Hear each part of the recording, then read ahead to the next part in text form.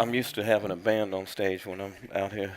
So it's a little bit different for me. So we're going to talk about the impact of my dad, Willie Mitchell's music on popular music down through the generations.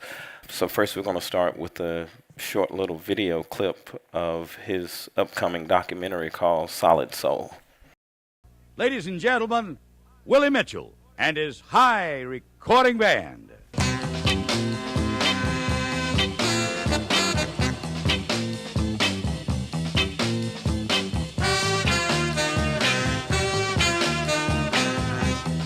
First time that I saw Willie, I can't tell you what effect that had on us. He was the Memphis sound, the very start of it. The voicing and the style of playing and the groove, it was just more funky and stripped down and in your face, Willie's mark is everywhere in Memphis.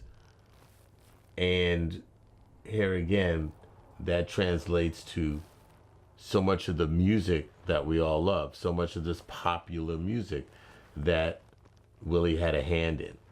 And that's why he is in everybody's home, but he's not a household name. I'm so in love with you.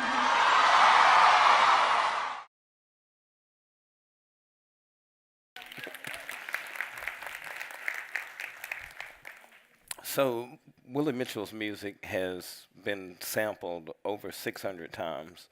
There's been countless amount of artists that have either redone music that he's produced or even his instrumentals. That's been sampled several times too.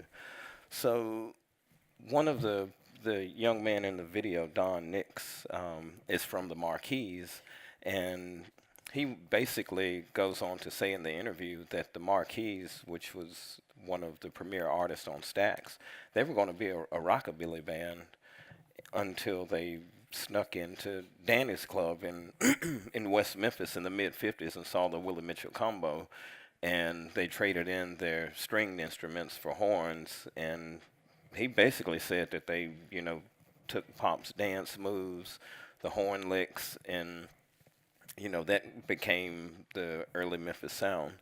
So I'm going to play some music that you can hear the Willie Mitchell influence. This record is a Willie Mitchell instrumental called Stoneface that came out on his album That Driving Beat in '65.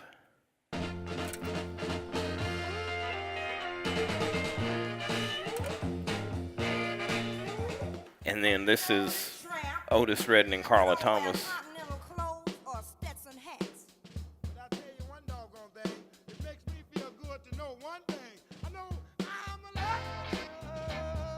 Da, da. Same lick. So Pops went on from developing the Memphis sound in the '60s, which translated to music at High Records and Stax and all over the city.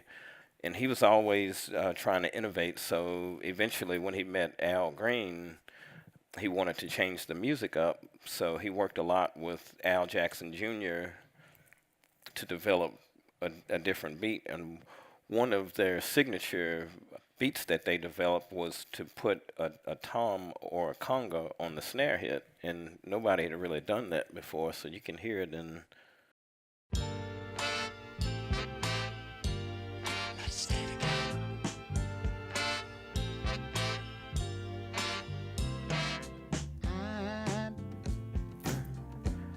I'm so in love with you.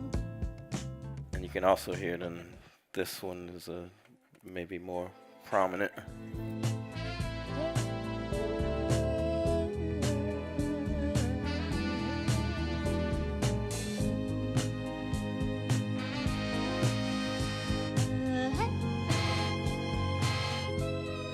That was a production technique that was invented by Willie Mitchell and used by other artists in the '70s, such as the Spinners.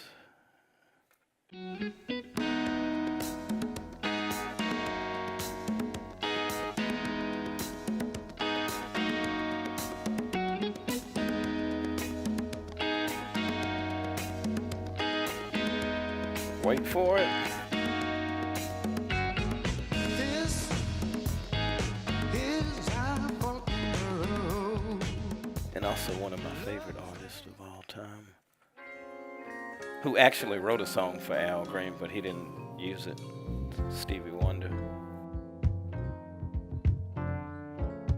When by the phone, in vain you sit, you very soon in your mind realize that. So that's some of the production influence that Pop had on popular music. Then coming up to, the 80s, his music was covered by artists such as Talking Heads. Tina Turner did 2 Willie Mitchell songs when she kind of came out of retirement in the mid 80s. And it kind of brought us to the 90s, and there's groups like the Wu-Tang Clan that use this Willie Mitchell sample. Now, this is one of Pop's instrumentals called Grooving, and it was used, God, I think Wu-Tang used it on about 5 different records.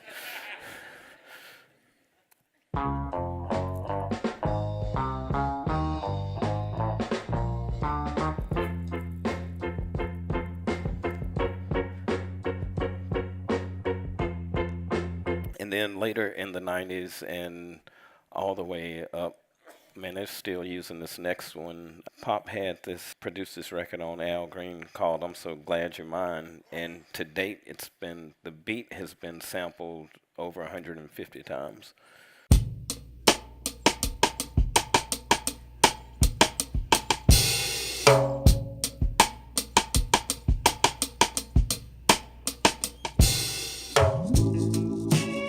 So just that little drum beat has been used by Notorious Big, Rick Ross, Kanye West. The list is extensive. Now this next one I'll play, this is a little out of timeline order, but it's something my sister and I just kind of recently discovered. And so I want to play a little bit of Willie Mitchell's That Driving Beat from 1965, and then I'll play another song and see if you can hear the influence.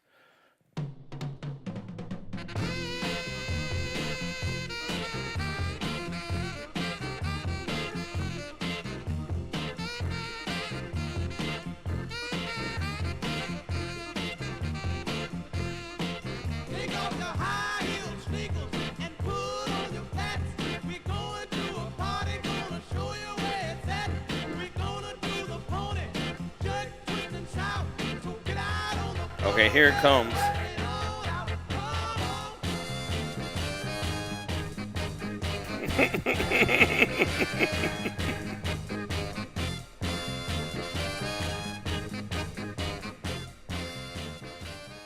So you might have heard that lick in I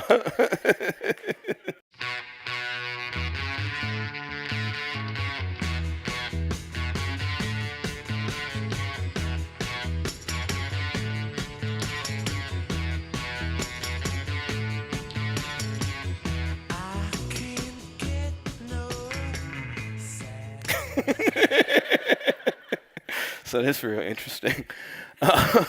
So the last one, which kind of brings us to a kind of current hit, which is, I'd say, heavily influenced by this record that Pop did on Al Green for the Good Times.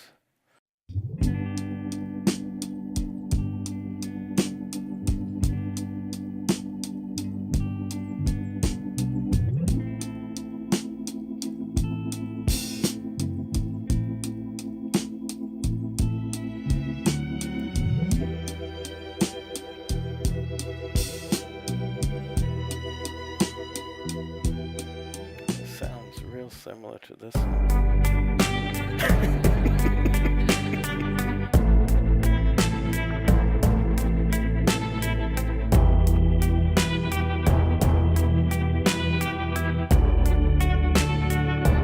And you got me like